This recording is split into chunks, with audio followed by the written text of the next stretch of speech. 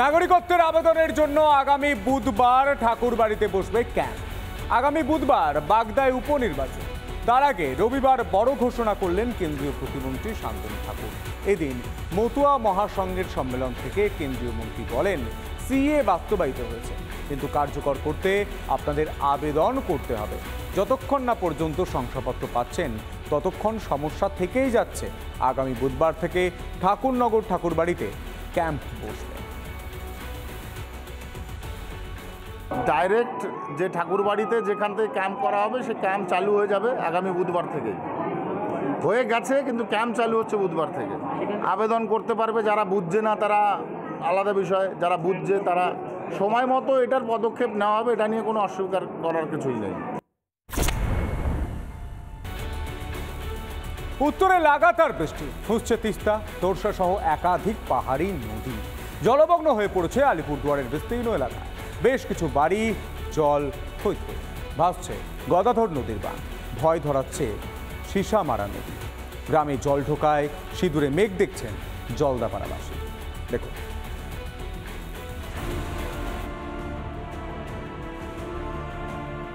উত্তরবঙ্গে একটানা বৃষ্টিতে বিপর্যস্ত পাহাড়, জলমগ্ন আলিপুরদুয়ার জলপাইগুড়ির বিস্তীর্ণ এলাকা। ভেঙেছে আলিপুরদুয়ারের কুমারগ্রামের ভাটিবাড়ি এলাকায় গদাধর নদীর বাঁধ। হু হু করে গ্রামে ঢুকতে শুরু করেছে জল। জলের তলায় রাস্তাঘাট, বহু বাড়িতে ঢুকেছে জল। আতঙ্কিত গ্রামবাসীরা। 60 থেকে 70টা বাড়ি জলের তলায় ডুবে আছে। প্রায় মনে করো ছোট ছোট বাচ্চাদের তো সমস্যা হচ্ছেই, প্রায় বয়স্ক বুড়ো মানুষগুলো, ওদের তো ভীষণই অসুবিধা হচ্ছে। এই সমস্যা মেটানোর জন্য আমরা অনেকবার অঞ্চলে কমপ্লেন করছি, প্রায় কিছু কিছু জায়গায় কমপ্লেন করছি, কিন্তু কেউ আমাদের এই কথাটা শোনেনি। এলাকা পরিদর্শনে যান কুমারগ্রামের বিজেপি বিধায়ক মনোজ কুমার ওরাও। কথা বলেন গ্রামবাসীদের সঙ্গে।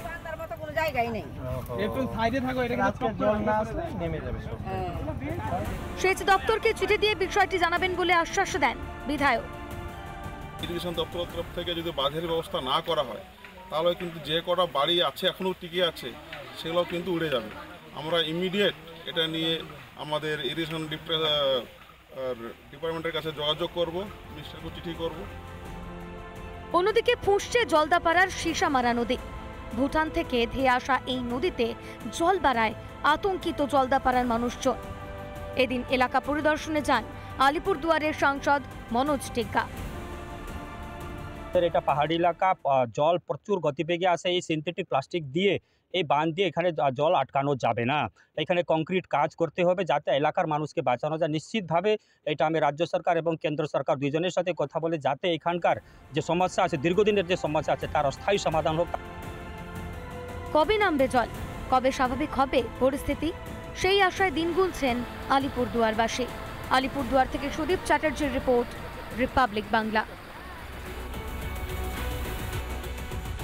গঙ্গারামপুরে জলের তোড়ে ভাঙল খাড়ির উপর নির্মিত কালভার্ট শহর রাস্তা। যাতায়াতের একমাত্র রাস্তা ভেঙে যাওয়ায় ভোগান্তি চরমে। তার জেরে দীর্ঘ পথ ঘুরে গন্তব্যে পৌঁছতে হচ্ছে স্থানীয়দের। দেখুন,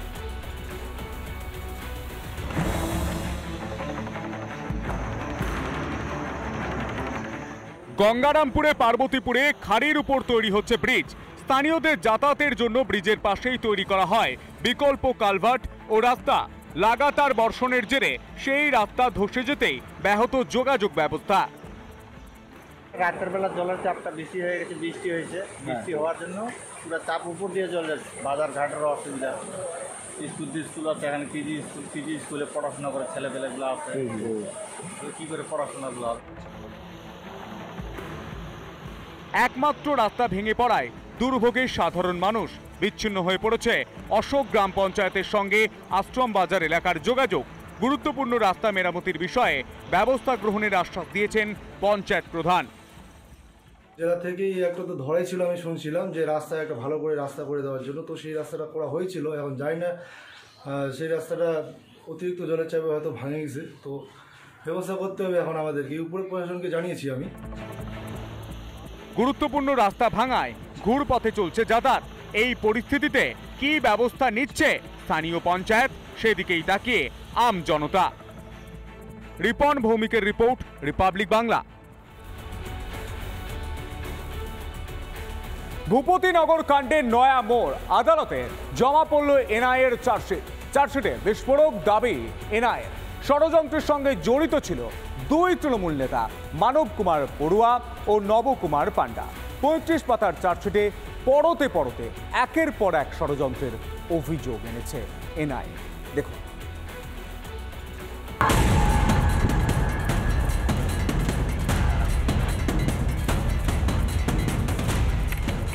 ডিসেম্বর 2022 রাত প্রায় 11টা। বিস্ফোরণে কেঁপে ওঠে ভগবানপুর 2 ব্লকের নায়রাবিলা গ্রাম। ঘটনায় মৃত্যু হয়েছিল 3 জনের। সেই ঘটনায় আগুন জ্বলে উঠেছিল দেশ জুড়ে। তারপরে তদন্ত শুরু হয় ভূপতিনগর নিয়ে। মামলা আদালতে ওঠায় 2 বছরের মাথায় পেশ করা হলো চার্জশিট। এই নবকুমার পান্ডা এবং আরও একজন মানব পড়ুয়া, এই দুজনে এই বৃহত্তর ষড়যন্ত্রের অংশ ছিল।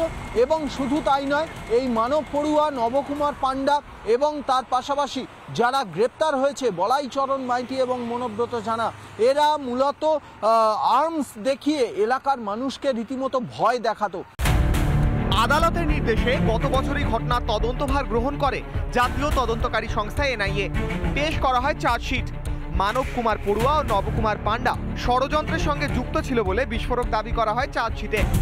তদন্তে কি পেল এনআইএ? বিস্ফোরক সরবরাহ করেছিল 55, যানবাহন সরবরাহ করেছিল 3 জন, বলাইচরণ মাইতি, মানব কুমার পড়ুয়া, নবকুমার পান্ডা। বিস্ফোরণের পর নষ্ট করা হয়েছে প্রমাণ। বোমা বানিয়ে পুকুরের কাছে বোমা পরীক্ষা করা হয়। মানব কুমার পান্ডার বাড়ি থেকে নথিও উদ্ধার করেছে এনআইএ। সেই নথি থেকে সামনে আসে বেআইনিভাবে বোমা তৈরির বিষয়। বোমা তৈরির কথা কাউকে না বলার জন্য তৃণমূল নেতা রাজকুমার, বিশ্বজিৎ, বুদ্ধদেব ও মনোব্রত হুমকি দিত বলেও অভিযোগ। সেই সঙ্গে বোমা তৈরি সংক্রান্ত সন্দেহভাজন আর্থিক লেনদেন, একাধিক চ্যাট ও ভয়েস মেসেজ উদ্ধার করেছে এনআইএ। তৃণমূল নেতাদের অনুমোদন ছাড়া, অনুপ্রেরণা ছাড়া, বদান্যতা ছাড়া ওখানে বোমা কারখানা বানানো সম্ভব ছিল না। যেহেতু ভূপতিনগরে বিস্ফোরণ হয়েছে, তা নিয়ে তদন্ত চলছে, তদন্তের পরে চার্জশিট এসছে, সেই জন্য আজকে এটা নিয়ে চর্চা হচ্ছে। এদিকে কেন্দ্রীয় তদন্তকারী সংস্থার বিরুদ্ধে